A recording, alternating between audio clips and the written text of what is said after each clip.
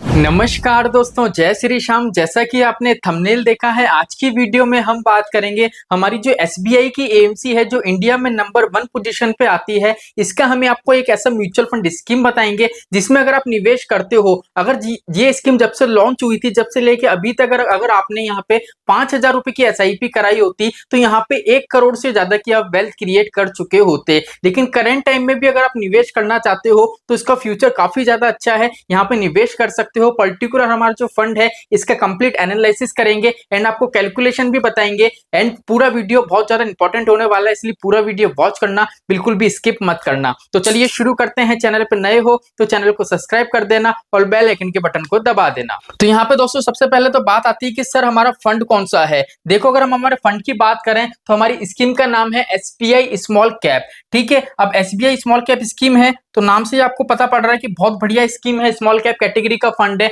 अब अगर इसकी पर्टिकुलर बात करें तो 9 सितंबर 2009 को क्या हुआ है, ये लॉन्च हुआ है। अगर उस हिसाब से अगर हम यहाँ पे कैलकुलेशन करके देखें तो इसका जो ऑल टाइम का रिटर्न है जब से ये फंड लॉन्च हुआ है 27.08% का इसने निवेशक को रिटर्न बना के दिया है। 5 साल के रिटर्न की बात करें तो 31.70% है। 1 ईयर का रिटर्न देखें तो 40.01% है। लेकिन मान लीजिए यहाँ पे अगर आप 5,000 रुपए की एसआईपी आपने करी होती सितंबर 2009 के अंदर, तो 15 साल का आपका अभी तक का पूरा टाइम पीरियड हो जाता। तो इस टाइम पीरियड के हिसाब से अगर आप 5,000 रुपए की एसआईपी कराते, यहाँ पे अगर आपको 20% का सालाना रिटर्न मिलता तो यहाँ पे आपकी जो वेल्थ क्रिएट होती वो होती 56.71 लाख रुपए की। ठीक है, एंड यहाँ पे टोटल पैसा कितना जमा करा रहे हो आप, 9 लाख रुपए, लेकिन वेल्थ आपकी कितनी क्रिएट हो रही है। लेकिन इसने जो ऑल टाइम का इसका जो रिटर्न है 27% का, जो इसका बिल्कुल जब से ये फंड लॉन्च हुआ जब का रिटर्न, जब से अभी तक का रिटर्न है, अगर इस रिटर्न के हिसाब से कैलकुलेट करें 27% के हिसाब से तो 1.22 करोड़ की यहाँ पे आपकी वेल्थ क्रिएट हो जाती है। अब आपको समझ में आ ही गया होगा कि अगर म्यूचुअल फंड की किसी भी स्कीम में अगर हम लॉन्ग टर्म के लिए निवेश करते हैं तो म्यूचुअल फंड में कंपाउंडिंग का पावर आपको देखने को मिलेगी और फ्यूचर में अच्छी खासी वेल्थ क्रिएट कर सकते हो। तो यहाँ पे देख लीजिए, इस पर्टिकुलर फंड की बात करें तो इसका एयूएम है 33,068 करोड़ का। ठीक है, तो एयूएम के मामले में कोई दिक्कत परेशानी नहीं है। इंडिया की नंबर 1 एएमसी है, बढ़िया फंड मैनेजर रहते हैं, बढ़िया स्टॉक्स में आपका पैसा यहाँ पे निवेश होता है। अगर बात करें पैसा निवेश करोगे तो इक्विटी के अंदर आपका जो पैसा निवेश होगा, यहाँ पे सिर्फ और सिर्फ पैसा आपका इक्विटी में निवेश होगा, उसकी परसेंटेज है 93.1%। बाकी आपका जो पैसा बचा है 6.8% वो होगा कैश होल्ड। अब म्यूचुअल फंड में क्या है, जो सेबी ने साफ साफ बोल रखा है कि कम से कम आप 5% तक कैश होल्ड लेके चलो। लेकिन आप क्या है, अगर एसबीआई है, एचडीएफसी है, अगर इन एएमसी के आप फंड्स देखोगे ना तो 5% से ज्यादा ये कैश होल्ड लेके चलते हैं। लेकिन फिर भी बात करें, ये कम मात्रा में पैसा निवेश करते हैं, फिर भी क्या है दोस्तों, यहाँ पे जो रिटर्न्स है वहां पे किसी भी प्रकार की दिक्कत परेशानी हमको देखने को नहीं मिलती है। अब यहाँ पे आपको जो 93.1% पैसा निवेश हो रहा है, अगर हम इसके एसेट्स एलोकेशन की बात करें तो देख लीजिए, लार्ज कैप में बिल्कुल भी पैसा नहीं लग रहा है, मिड कैप के अंदर पैसा 4.56% लग रहा है और स्मॉल कैप के अंदर 88.58% लग रहा है। अब यहाँ पे क्या है दोस्तों, मैं काफी टाइम से इसको वॉच कर रहा हूँ, इसने जो स्मॉल कैप का पार्ट है उसमें 88% निवेश कर रखा है। बल्कि सेबी का ये नियम है कि मिनिमम कम से कम 65% तो पैसा आपको स्मॉल कैप में लगाना है, बाकी का जो 35 पैसा बचा है वो आपको लार्ज कैप में भी लगाना है, मिड कैप में भी लगाना है। तो अभी के टाइम में अगर आप देखोगे तो इसकी एसेट्स एलोकेशन है वो बिल्कुल भी सही नहीं है। अगर सेबी की नजर पड़ती है तो यहाँ पे दिक्कत परेशानी हो सकती है, लेकिन पर्टिकुलर फंड आपका अच्छा है। यहाँ पे देखो, एक चीज मैं आपको और बता दूं, पहली चीज तो उसने लार्ज कैप में निवेश करे या नहीं करे उससे कोई दिक्कत परेशानी नहीं है, बिकॉज सेबी ने ये बोला है कि स्मॉल कैप है, इसमें 65% होना चाहिए, बाकी 35% आपकी मर्जी है। आप मार्केट देखो, लार्ज कैप का सही लगे तो लार्ज कैप में डालो, मिड कैप का लगे तो मिड कैप में डालो। लेकिन यहाँ पे क्या है, 65% से भी ज्यादा 88% पैसा स्मॉल कैप में लगा हुआ है। अगर हम देखें तो 2023 के अंदर जो सबसे ज्यादा रिटर्न बना के दिया था वो स्मॉल कैप कैटेगरी ने दिया था, इसलिए काफी निवेशक ने क्या करा था, लार्ज कैप मिड कैप वालों ने अपना फंड को स्विच करा था स्मॉल कैप के अंदर।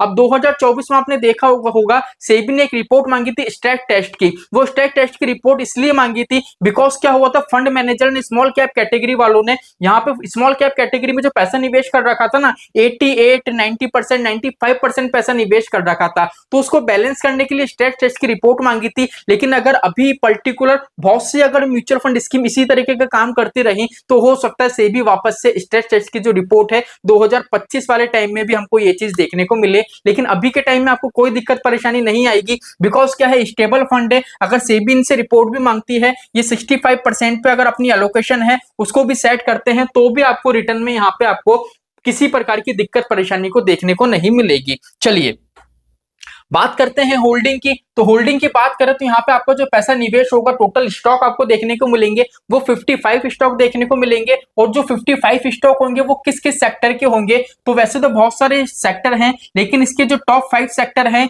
वो ये हैं जिसमें आपका पैसा इस तरीके से निवेश होगा। सर्विसेज में 17.4% होगा, कंज्यूमर सर्विसेज में 14.7% होगा, फाइनेंशियल में होगा आपका 14.6% का, कैपिटल गुड्स में होगा 12.5% का, और कंस्ट्रक्शन वाले पार्ट में आपका होगा 10.4% का। तो अगर हम सेक्टर के हिसाब से देखें तो भी आपको किसी प्रकार की दिक्कत परेशानी नहीं आने वाली है। अगर आपने एसबीआई स्मॉल कैप में निवेश कर रखा है तो आपको निवेश कंटिन्यू रखना है, किसी प्रकार की दिक्कत परेशानी नहीं है। बिकॉज आप ये मत सोचना मैंने आपको जो असेट्स एलोकेशन बताई है उस हिसाब से आप अपना फंड है उसको स्विच कर लो। बिकॉज क्या है, 88% के भी स्मॉल कैप की एलोकेशन है, अगर उसको ये 65 भी करता है तो भी यहाँ पे दिक्कत परेशानी नहीं आएगी। बिकॉज क्या है, स्मॉल कैप के जो फंड्स होते हैं उसमें वॉलेटिलिटी आपको काफी देखने को मिलती है। अगर हम बात करें 2020 की कोविड के टाइम पे तो स्मॉल कैप में काफी ज्यादा गिरावट देखने को मिली थी, लेकिन उस गिरावट के बावजूद भी अगर आप देखोगे तो क्या हुआ था, जैसे मान लीजिए 3 महीने में आपको गिरावट देखने को मिली ना, तो वो जो फंड स्टेबल हो गया था ना, 6 से 8 महीने के अंदर जितनी गिरावट हुई थी उससे डबल पैसा निवेशक को बना के दिया था। इसलिए यहाँ पे किसी प्रकार की दिक्कत परेशानी आपको नहीं आने वाली है, बिकॉज इंडिया की नंबर 1 एएमसी में आप अपना पैसा निवेश कर रहे हो। अब सबसे ज्यादा इंपॉर्टेंट यहाँ पे रोल निकल के आता है फंड मैनेजर का।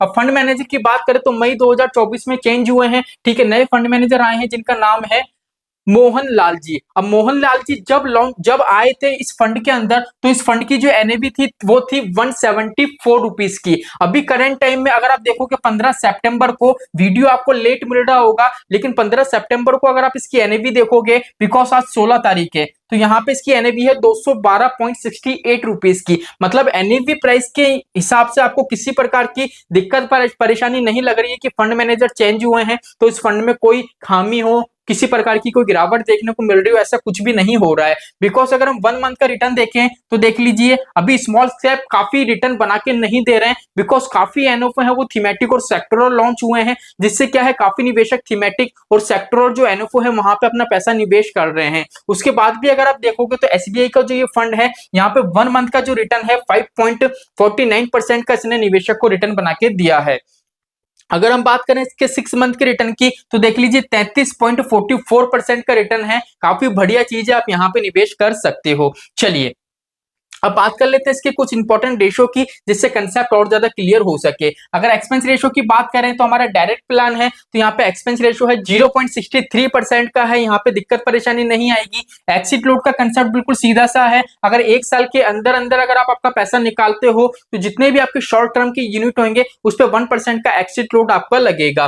पीबी रेशो की बात करें तो 4.99%। अब सर ये पीबी रेशो क्या होता है? पीबी रेशो का मतलब ये है इसके पोर्टफोलियो में जितने भी स्टॉक हैं वो स्टॉक अपनी बुक वैल्यू से कितनी ज्यादा वैल्यू पे ट्रेड कर रहे हैं। जैसे फॉर एग्जांपल यहाँ पे समझ लेते हैं हम, जैसे मान लीजिए अब आपका कोई सा भी स्टॉक है उसका ग्राफ है, इसकी बुक वैल्यू 100 रुपए की है, करंट टाइम में मान लीजिए 150 रुपए की वैल्यू पे ट्रेड कर रहा है।